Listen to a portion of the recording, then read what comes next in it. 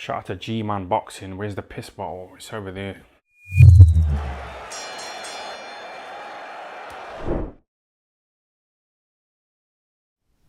Alright, so Zach Parker stops Marcus Morrison in the dying seconds of the fourth round. I believe this is the first time Marcus Morrison's ever been stopped. Zach Parker certainly did a better job on Marcus Morrison, looked a lot better in victory than Chris Eubank Jr. did back in May, saying that Zach Parker was aggressive from the outset. I mean, he really was. He went out just throwing heavy shots at Marcus Morrison.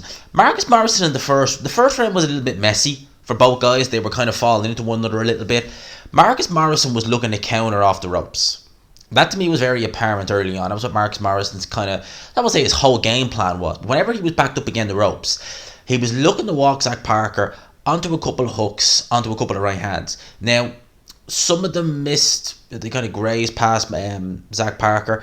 Zach Parker was just throwing heavy shots. He'd be setting up with the jab, throwing shots to the head and body on Marcus Morrison. As I said, the shots from Zach Parker instantly, they looked heavier. Zach Parker looked significantly bigger in there. I mean, Zach Parker's been at super middleweight for, I think, his whole career. I think he's had a couple of fights at light heavy as well, just early on in his career, but he's been around this division. Marcus Morrison, his last fight, well, I think he had a fight after the Eubank fight, but primarily he's campaigned at 160 pounds. That's been his weight division.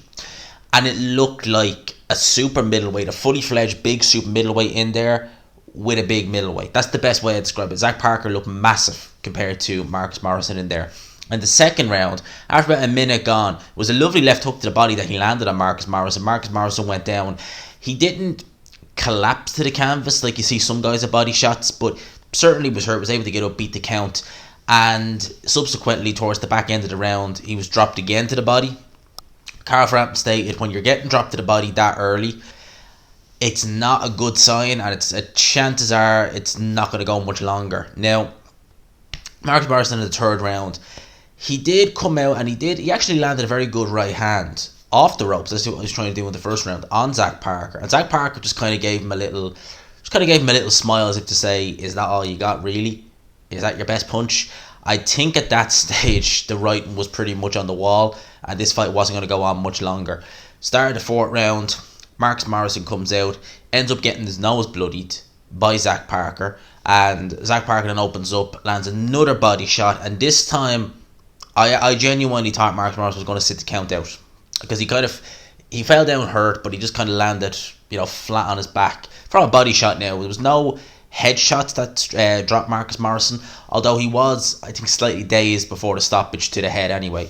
But Joe Gallagher, and this is rare for Joe Gallagher, was about to throw the towel in, or he had the towel in his hand. Joe Gallagher will normally let you get beat black and blue before he stops the fight, but he was getting ready to throw it in, and Marcus Morrison got up, tried his best to weather the storm. Some of the shots from Parker were low, it has to be said, and the referee, Bob Williams, I think was the referee, did warn him about that, but he ended up buzzing Marcus Morrison slightly to the head.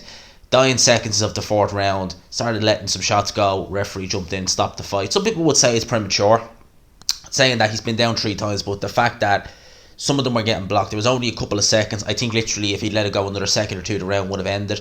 My argument is, chances are Joe Gallagher would have probably, more than likely, I would imagine, maybe pulled him out in the fifth round, going into the fifth round, or he was going to get stopped in the fifth round anyway.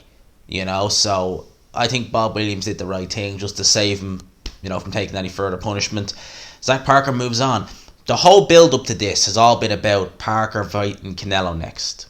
Potentially, anyway. They were even talking about Pride Park, which I believe is where Derby County play. And yeah, look, he is mandatory for Canelo.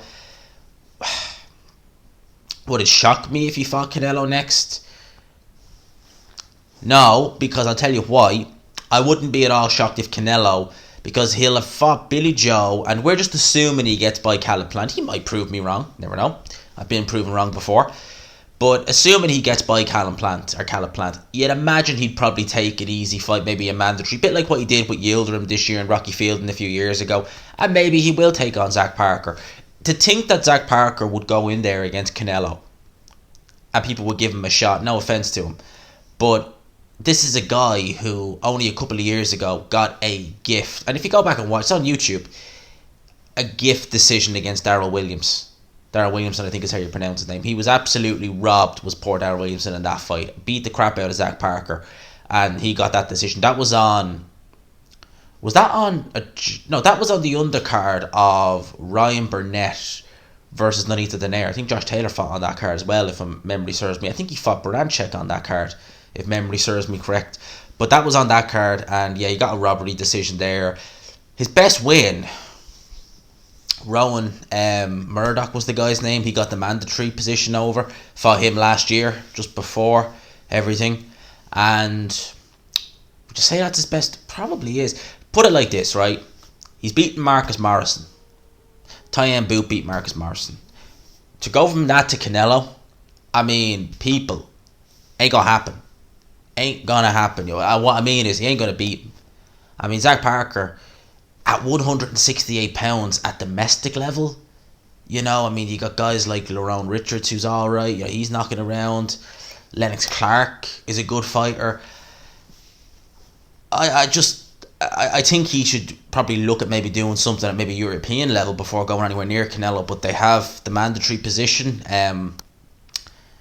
Look, if I wouldn't be shocked at all if early next year he does fight Canelo, because if Canelo will say is kind of struggling on what to do next, maybe he's looking at Beterbiev, maybe he's looking at a Triple G trilogy, maybe he's looking at a Charlo, but maybe it can't be made. You know, Canelo likes to stay active. We've seen that. He might just say, do you know what?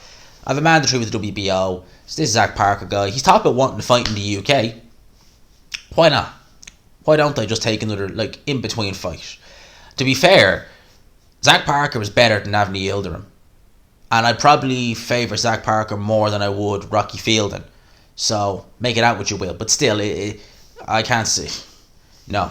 But look, he's number one ranked. I think he is mandatory as well. So, Canelo could do that. You never know. Strange things have happened. For now, I hope you enjoyed it. We're obviously going to cover the Canelo fight straight after. I'm not going to stay up for it, but I'm going to do it straight after. So, we'll chat to you then, peeps. For now, I hope you enjoy. If you could, smash the like button. If you haven't subscribed, hit the notification bell as well. Help your boy out. Peace.